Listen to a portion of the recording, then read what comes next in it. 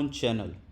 दोस्तों, आज का वीडियो बेस्ड है एक बुक समरी पे, उस बुक पे जिसका नाम है रिच डैड पुअर डैड।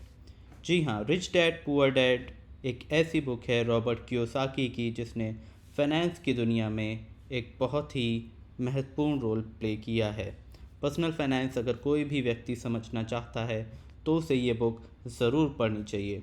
ये रॉबर्ट कियोसाकी की one of the best selling books है और कोई भी इंसान इस बुक को अगर पढ़ता है तो उसे पर्सनल फाइनेंस के बारे में बहुत ही अच्छी नॉलेज मिलेगी, जो वो अपने जॉब, बिजनेस या प्रोफेशन पे अप्लाई करके बहुत सारा पैसा भी कमा सकता है और बहुत रिच बन सकता है।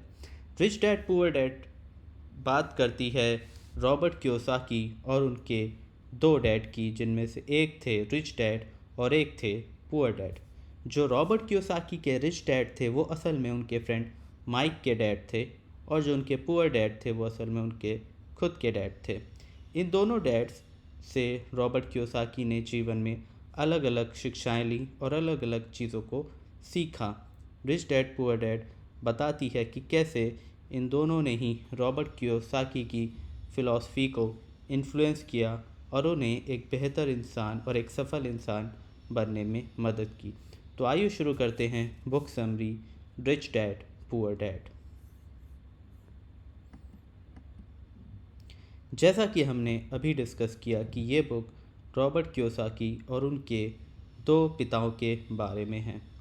रॉबर्ट कियोसाकी के अमीर पिता, जो कि माइक के पिता थे, एक अमीर इंसान थे जो समय के साथ और अमीर बनते गए। इसके विपरीत रॉबर्ट कियोसाकी के असल पिता, जो कि काफ़ी पढ़े लिखे थे और एक गवर्नमेंट जॉब में थे, वो इतने रिच नहीं हो पाए और जीवन भर पैसे को लेके संघर्ष करते रहे। कई बार वो डेट में भी उलझे रहे, यानी कर्ज में उलझे रहे। आखिर क्या था जो इन दोनों पिताओं के बीच अलग था? क्यों माइक के जो डैड थे, यानी रॉबर्ट के रिच डैड थे, वो अमीर हो रहे थे और जो रॉबर्ट के असल डैड थे वो लाख कोशिशों के बावजूद अमीर नहीं बन पा रहे थे। हालांकि अगर उनकी जॉब की बात की जाए तो वे काफ़ी अच्छी जॉब में थे और एक बेहद रिस्पेक्टेड इंसान भी थे। इसके बाद भी वो रिच नहीं बन पाए। इसका रीज़न था पैसों को लेके दोनों का माइंडसेट अलग होना। रॉबर्ट के रिच डैड पैसे को लेके एक कम्प्लीटली डिफरेंट माइंडसेट रखते थे और रॉबर्ट के असल डैड पैसे को लेके एक कम्प्लीटली डिफरेंट माइंडसेट रखते थे, और इन्हीं दोनों माइंडसेट के बीच का संघर्ष बताती है ये बुक। रॉबर्ट ने अपने दोनों पिताओं से जीवन में बहुत कुछ सीखा और उन्होंने ज़्यादा इन्फ्लुएंस अपने रिच डैड से ली और उन्हीं से प्रेरित होके वो भी जाके आगे बहुत ही अमीर इंसान यानी मल्टी मिलेनियर बन पाए। सबसे ज़रूरी बात जो रॉबर्ट कियोसाकी ने अपने अमीर पिता से सीखी वो थी कि rich don't work for money, their money works for them. अमीर लोग पैसों के लिए काम नहीं करते, पैसा उनके लिए काम करता है। ये रिच डैड की एक बेहद ही इम्पॉर्टेंट फ़िलॉसफी थी जिसने रॉबर्ट को बेहद प्रभावित किया। अब इसका असल में मतलब क्या है? अमीर लोग पैसों के लिए काम नहीं करते, यानी अमीर लोग अपना जो समय है उसे पैसे के पीछे भागने में ज़ाया नहीं करते हैं, बल्कि अमीर लोग कुछ ऐसी रिसोर्सेज बनाते हैं जो उन्हें समय के साथ बहुत सारा पैसा दें। अब इसे हम एक एग्ज़ाम्पल से समझ सकते हैं। अगर कोई इंसान किसी नौकरी पेशे में है तो वो महीने भर मेहनत करता है और महीने के अंत में उसे उसका वेतन मिलता है। अगर ये इंसान कुछ महीनों बाद काम करना छोड़ दे तो उसे वेतन मिलना भी बंद हो जाएगा। इससे उसके पास किसी भी तरह का पैसा नहीं रहेगा। लेकिन अमीर लोग ऐसा नहीं करते। अमीर लोग पैसे को यूज़ करके और पैसा बनाते हैं। फॉर एग्ज़ाम्पल, वो किसी रियल एस्टेट में इन्वेस्ट करते हैं और इस रियल एस्टेट को आगे जाके या तो बेच देते हैं या फिर रेंट पे दे देते हैं, जिनसे उनके पास एक रेगुलर कैश फ्लो जनरेट होता है। यानी वो पैसा अब उनके लिए काम कर रहा है और वो इस पैसे को अलग अलग कामों में लगा के और पैसा जनरेट कर सकते हैं। तो यही था रिच डैड का माइंडसेट जो उन्हें बेहद सफल बनाता था। इसके अलावा अगर इस बुक की सबसे महत्वपूर्ण फ़िलॉसफी की बात की जाए तो वो थी एसेट्स और लायबिलिटीज़, जिसे अब हम डिस्कस करेंगे। Assets versus liabilities. Robert Kiyosaki जब बचपन में अपने रिच डैड के पास पैसे को लेके सवाल करने गए तो उन्होंने अपने रिच डैड से पूछा कि मैं अमीर कैसे बन सकता हूँ, और इसका जवाब रिच डैड ने बेहद ही आसान तरीके से दिया। रॉबर्ट कियोसाकी के रिच डैड ने उन्हें बताया कि अमीरों और गरीबों के बीच में सबसे बड़ा फ़र्क क्या होता है।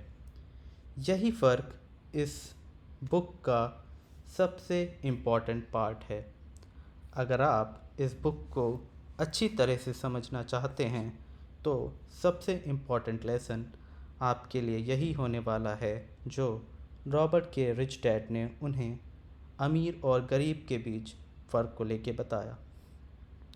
रॉबर्ट के रिच डैड ने उनसे कहा कि अमीर और गरीब में जो सबसे बड़ा फ़र्क होता है वो ये होता है कि अमीर अपने एसेट्स पे ध्यान देते हैं और लायबिलिटीज़ को कम से कम रखते हैं। अमीरों के पास एसेट्स ज़्यादा होते हैं, लायबिलिटीज़ कम होती हैं।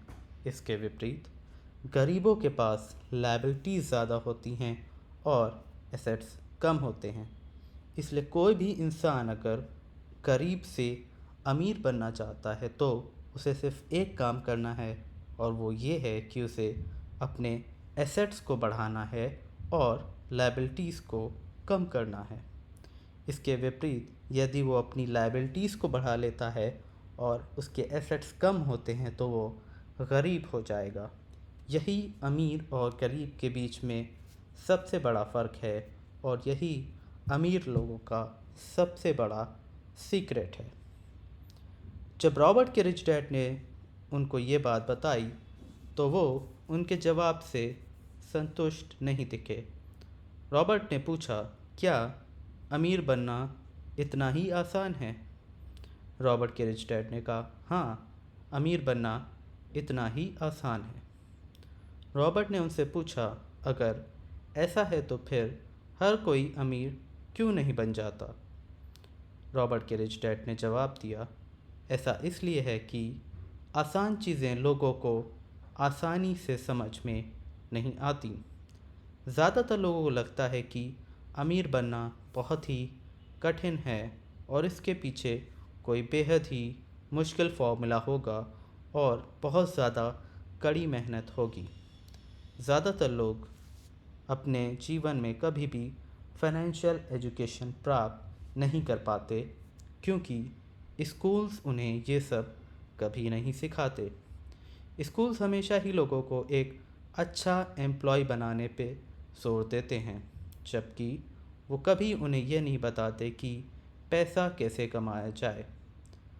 अगर रियल लाइफ की बात करें तो अगर आपको अमीर बनना है तो सबसे इम्पॉर्टेंट है कि आपको फाइनेंशियल एजुकेशन प्राप्त करनी होगी, और फाइनेंशियल एजुकेशन प्राप्त करने का जो क्रक्स है वो है आपको एसेट्स और लायबिलिटीज़ की नॉलेज होनी चाहिए। इसके बाद रिच डैड ने उन्हें यह भी बताया कि एसेट्स क्या होते हैं और लायबिलिटीज़ क्या होती हैं।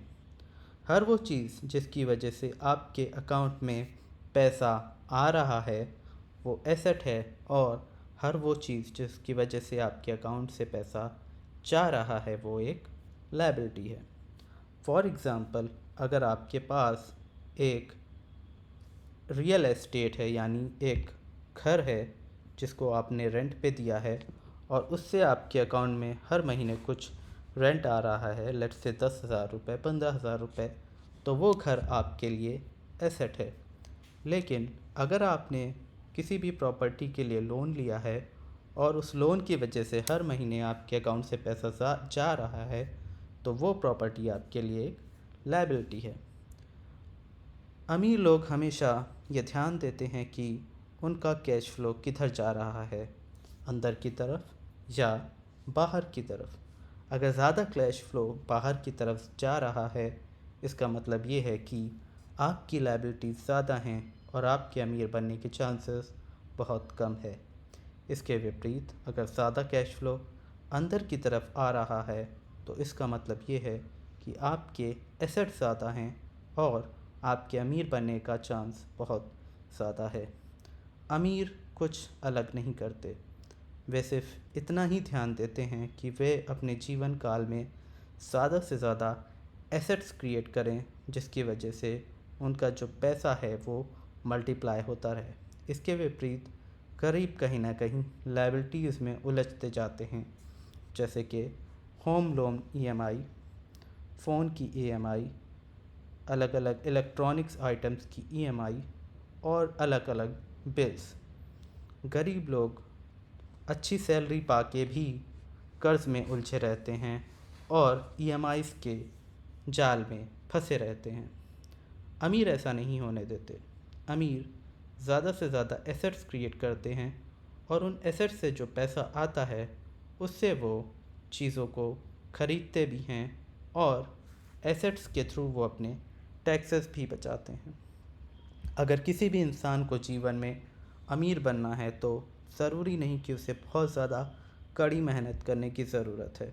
उसे सिर्फ ये ध्यान देना है कि वे अपने जीवन काल में क्या ज़्यादा क्रिएट कर रहा है, एसेट या लायबिलिटीज़। अगर वो एसेट्स पे ध्यान देता है और एसेट्स क्रिएट करता है, तो ये निश्चित है कि वो एक दिन जाके एक अमीर इंसान ज़रूर बनेगा।